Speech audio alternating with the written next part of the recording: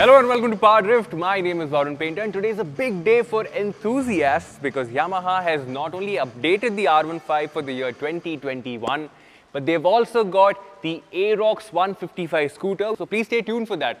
And while you're at it, please remember to subscribe to our channel if you're new and hit the notification bell so that videos like these get to you first. Okay, let's talk about the R15. Now it is going to be available in two variants essentially, the R15 version 4 and there's also the R15M. The difference between the two is something that I'll explain in a bit, but let's talk about the motorcycle. Before I get to the changes that have happened for the year 2021, let's talk about what has remained the same. First is this 155cc liquid-cooled engine, which for me is a really potent engine. It's a really fun motor to experience.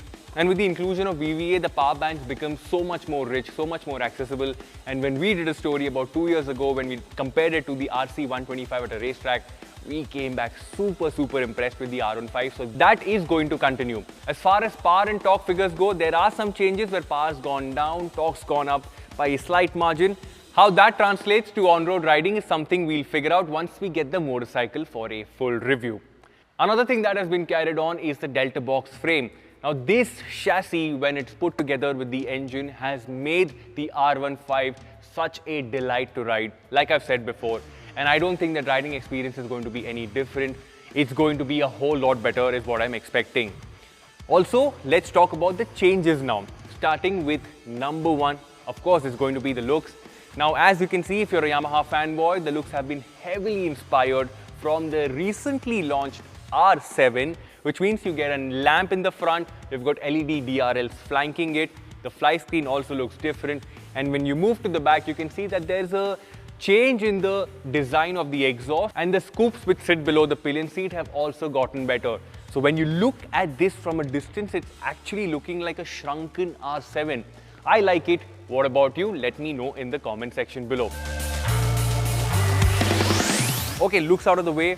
Another thing that we have been waiting for since a very long time is the addition of a USD fork. Finally, Yamaha ने बोला है कि हाँ हम लोग करेंगे. So the 2021 R15 gets it.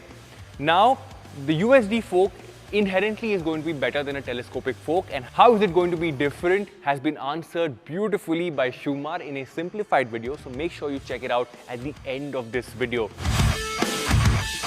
Again, how all of this comes together, how are the changes going to make this motorcycle better or not, is something that we'll answer in a video later.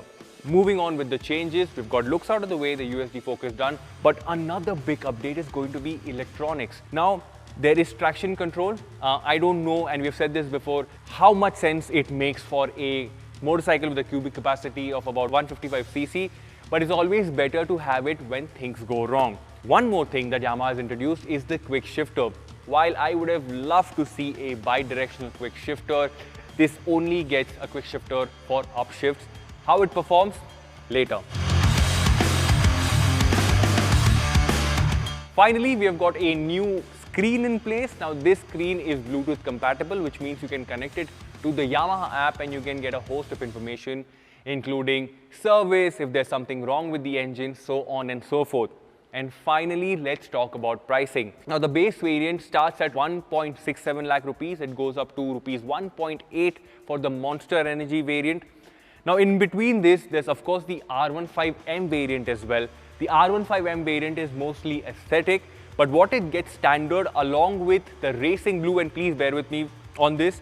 So the Racing Blue, the R15M and the Monster Energy variants will get the quick shifter as standard, while the remaining variants will get it as an accessory.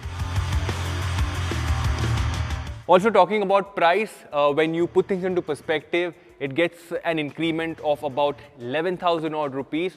But in that 11,000 rupee increase, you're getting a lot of really useful equipment like USD fork, quick shifter, a brand new screen, stuff like that. And I think it makes sense. However, there is still the review remaining. And if you want us to pit this against a motorcycle that you want to see a video on, please drop that in the comment section below. Like, share, subscribe, do all of those things. But that's the story of the R15. Thank you so much for watching. My name is Varun Painter and I will see you